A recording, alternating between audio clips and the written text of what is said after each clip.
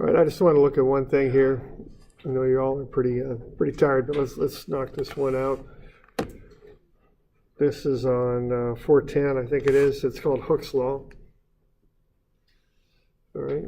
So the deal with this is that if you just got one-dimensional loading, what we call uniaxial, if what you've got is that basic relationship that E is sigma over epsilon, and that's the way you can convert between one and the other. So if you got sigma, you can find epsilon. If you got epsilon, you can find sigma, as long as you know the material property E. Okay, so you can convert from stress to strain and from strain back to stress. Now you can do the same thing for biaxial and even triaxial if you want, but we'll just look at biaxial.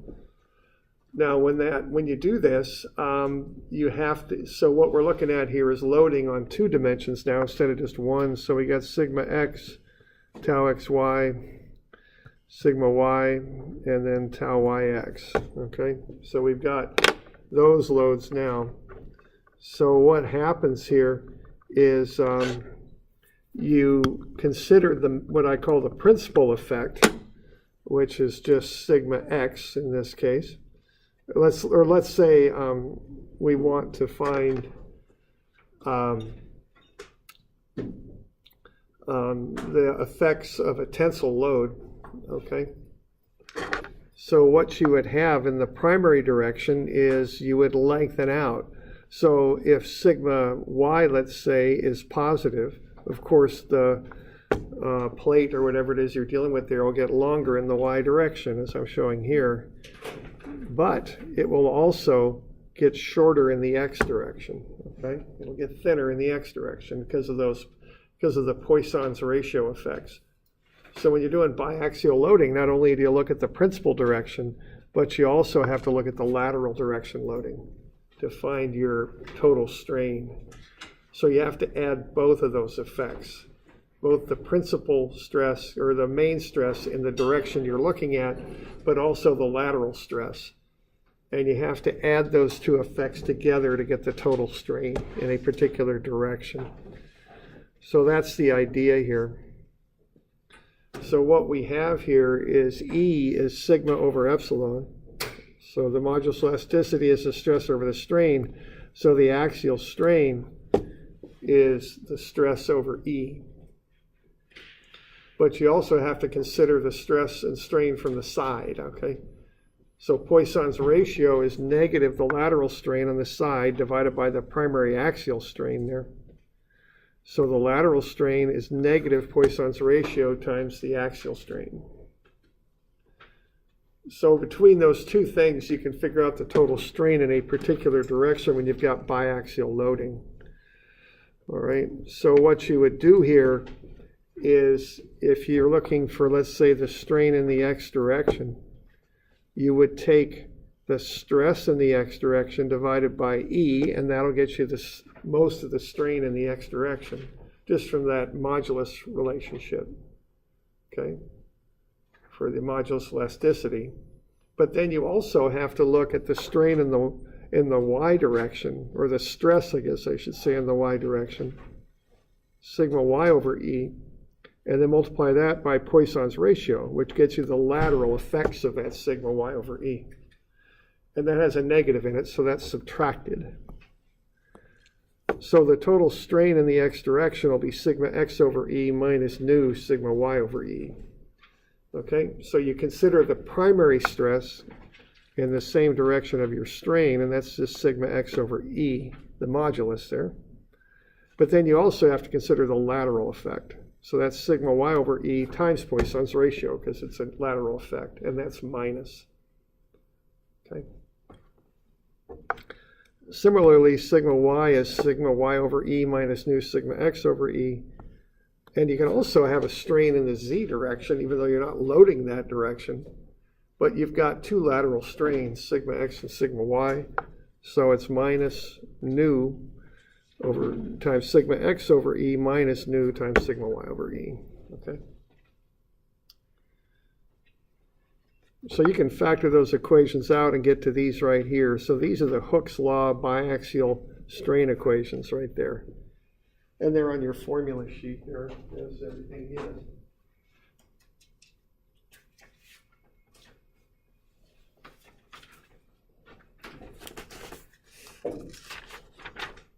And that's Hooke's law. It's 41, 2, and 3. So what you can do here, if you know what the stresses are going to be in the x and y directions, and you know the material properties, you can figure out and predict what the strains are going to be. Okay, so this is for biaxial loading.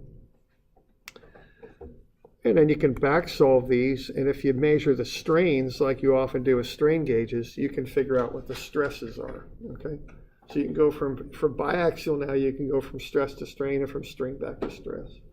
That's the idea. Okay.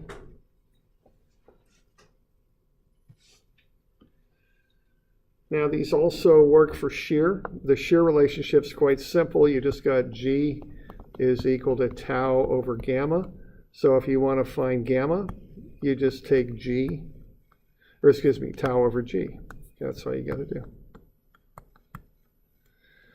Now the conventions on the signs on this are shown right there. So on the bottom of your page 410, I think it is. So if you have positive shear on the XY planes, you're going to have shears that are acting in the direction shown, there and there. And what that's going to do is make this angle right here smaller, okay? So the angle in the lower left-hand corner will get smaller if you've got positive shear. If you've got negative shear, it goes the other direction, and this lower left-hand angle gets larger, okay? So that's the convention for shear strain. So positive shear strain makes the lower left-hand angle smaller. Negative shear strain makes the lower left-hand angle larger. Okay. All right, then I got an example on the next page. So really we just have those equations 41 through 46, but we also want to have some concept of what they mean, you know, and how they affect a sample, a plate, or whatever the heck we're looking at. All right, so let's say I've got this plate here. It's 3 by 2 centimeters with a 4 millimeter depth. And I apply those stresses to it. And I want to figure out what the plate is going to look like after the stresses are applied. So the thing starts off a perfect rectangle, 3 by 2 centimeters, and 4 millimeters thick. And then I apply those stresses shown, and I want to figure out what's going to happen to this thing. Okay? So I've just got a bunch of equations that I can run at this thing and figure that out. So the couple of things here. What I'd want to do here would be to find the stresses. So I got sigma x, sigma y, and tau xy. I just pull those off the sketch there.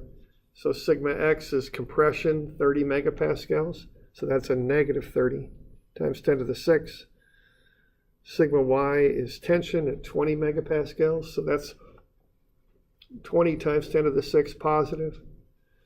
And then the shear is 15 megapascals.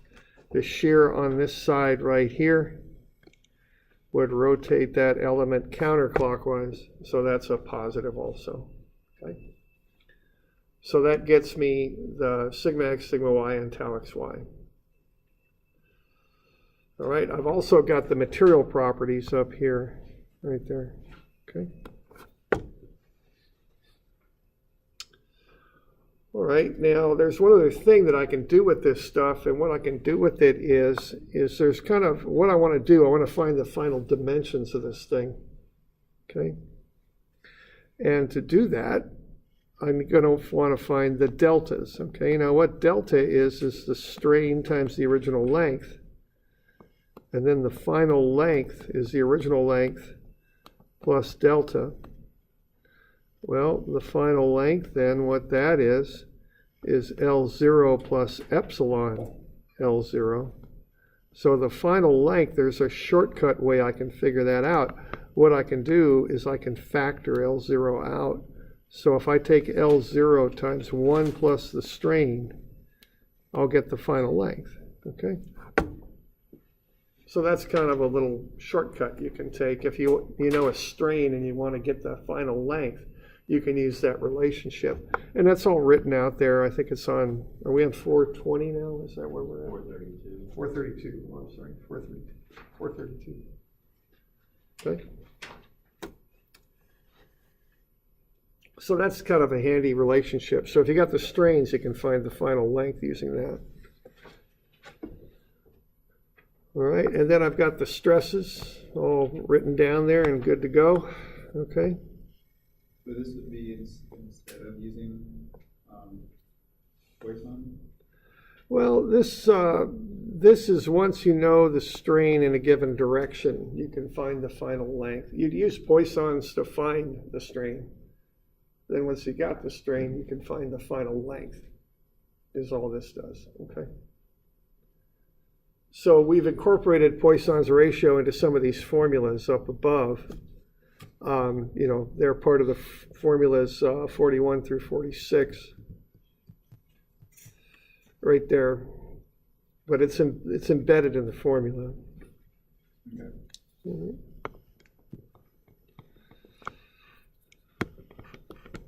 Okay, let's have a look then. So we've got the stresses, we got the material properties, let's find the strains.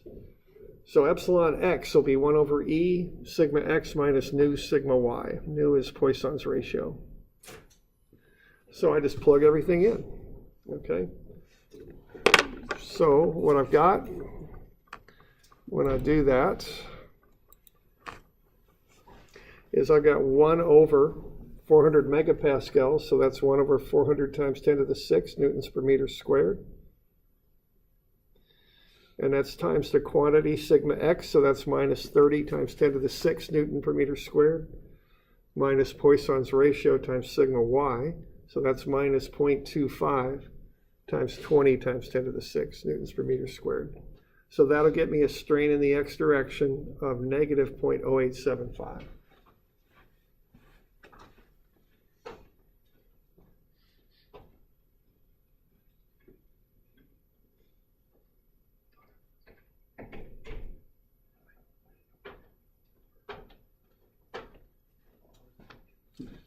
So that means the thing's going to get shorter by about 8.75%. That's what that means, a strain of negative 0.0875.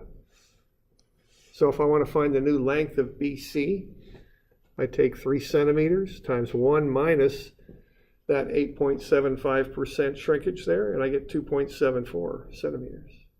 So that side BC isn't 3 centimeters anymore, it's 2.74. It's going to get smaller when I apply these stresses. Okay. I can do the same thing for epsilon y. I take 1 over E sigma y minus nu sigma x. Just run the numbers. So 1 over E, 400 times 10 to the 6, times 20 times 10 to the 6 minus 0.25 times negative 30 times 10 to the 6. That comes out to be a positive 0.06875. So the thing's going to, in the y direction, it's going to get about 6.875% longer. That's what it's going to do. Okay.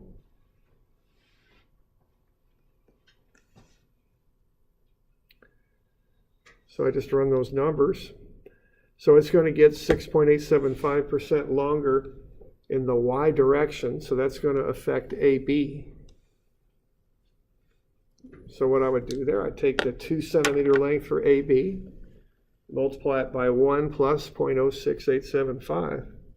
So what that length that was once 2 centimeters is now 2.14 centimeters.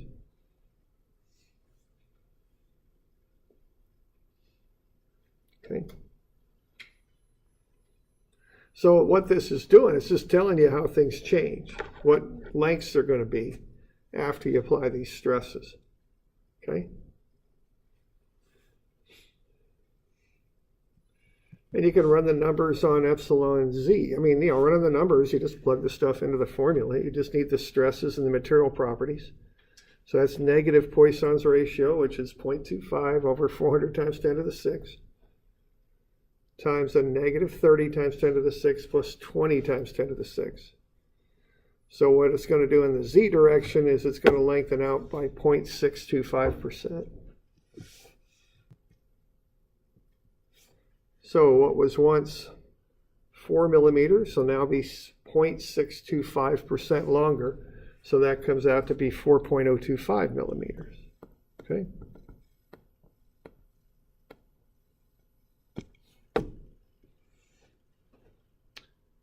So you just run these numbers and you get the new lengths. So that rectangular plate is going to change dimension, is what it's going to do. Once you apply those stresses, it stretches it and compresses it and does this and that, and it makes it different. That's one of the fundamental ideas in this class, is when you apply stresses, you get strains. Okay, that's just how it works. So it compresses in the x direction, but it elongates in the z and y. Right, that's it. Okay.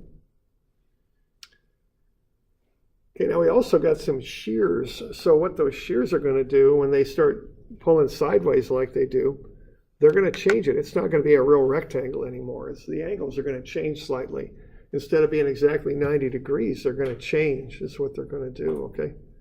And so that's caused by those shears down in the tau xy and the tau yx. So what you do is you just take the shear and divide it by g. That's really about it. And what you get there is 0.09375. Now shears, there's a lot of ways to think about them. They're delta over L, but they're also angles in radians. So you could think about it either way. So if they're angles in radians, what we could do is realize a positive shear makes the lower left-hand angle smaller. So originally it's pi over 2 radians, 90 degrees, but you can take away the 0.09375 radians that occurs on account of the shear, and then convert that into degrees.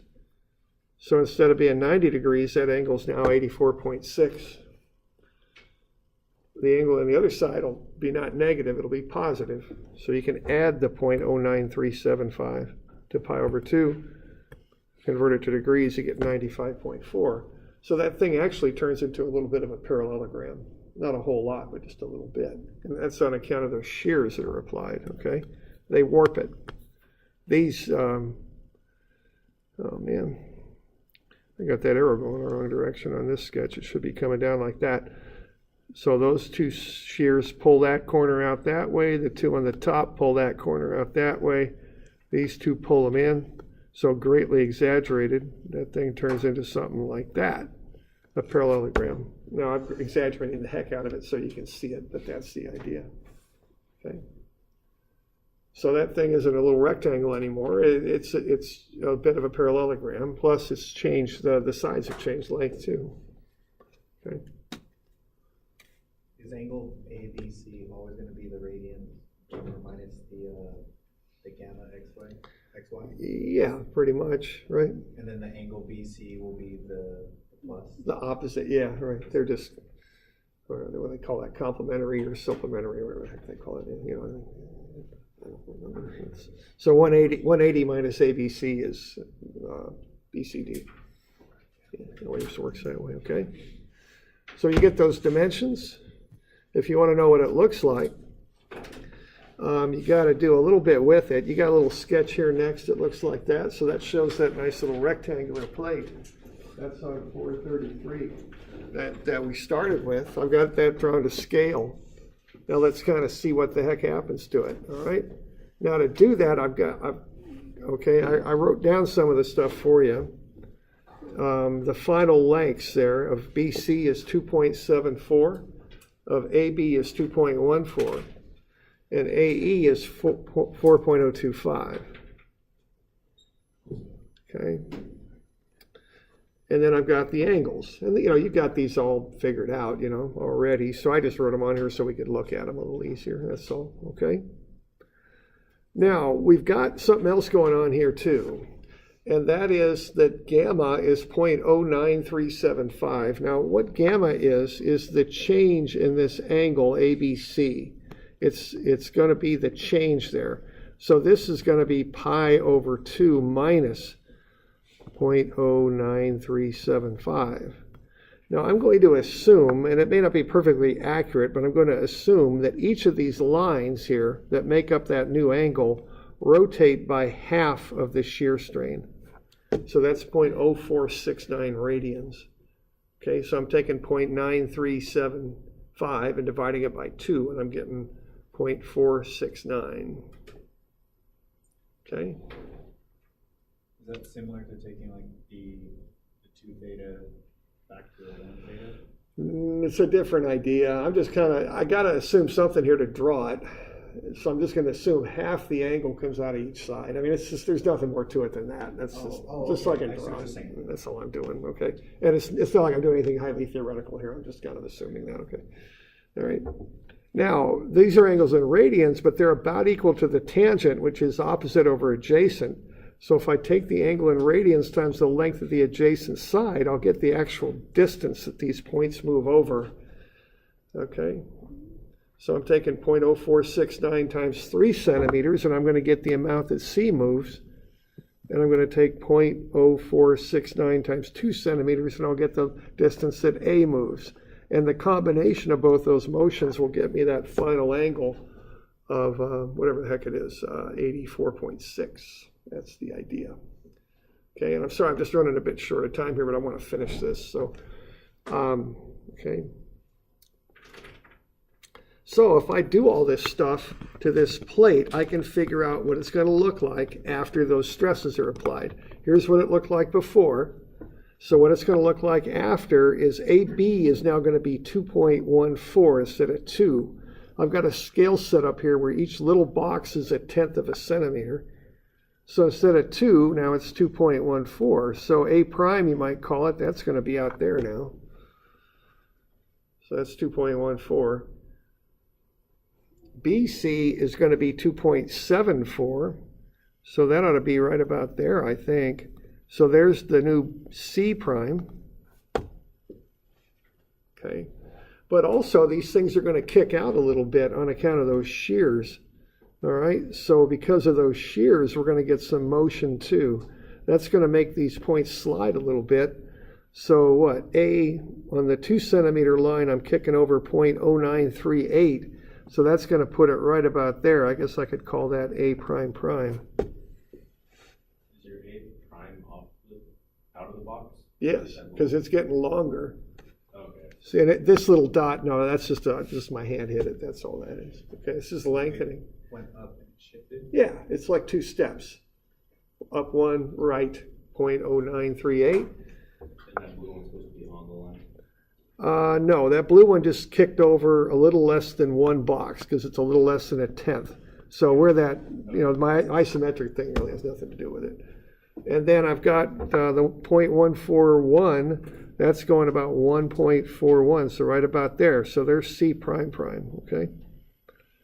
Right there. So this final shape is going to look something. And I can't draw much of a straight line here, but that's just garbage. Yeah, thanks. Okay, there we go. And then these two are just going to be parallel. So that final shape is going to look something like that. Okay? So that's what I would predict that shape to be like when all this is occurring. Bottom left corner is Still on B. I just and then that top right one is going to be formed out. Yeah, it's just going to be, I'm drawing parallels to the other ones. So B is what I call my reference point. I'm not moving that. I'll get you one of these to do, which is similar to what I just did, if I can find it anyway. I don't think I brought my book with me. So you want me just to post it on Moodle? Will that be good enough? That works. Yep. Go look on Moodle. Is that going to be Wednesday or Friday? It'll be due Friday. I think it's 221 from the look of it. 221 and 221B. Do you think you can shoot an email out like that for some reason? Well, let's just do this. 221, if I could draw, right? 221, and then 221B are due Friday, okay? We'll cover them Wednesday. It'll take me a while to grade those tests, so, I'll get on them as soon as I can, but it's going to take some time. Wait, you said 221B? Yeah, which is right after 221. Just flip and you'll find it. It's on a separate page. So 221's on 14A, 221B's on 14A. Oh, There we go, okay? okay. They're just tied together, is why I did that, okay? So this is on The page 14A. before where it has all the problems. Yeah. It doesn't show me. I know, yeah. I added it later, so, okay. So there we go, there are the page numbers for it, okay? So that's Friday, the, 16th? All right, so there you go.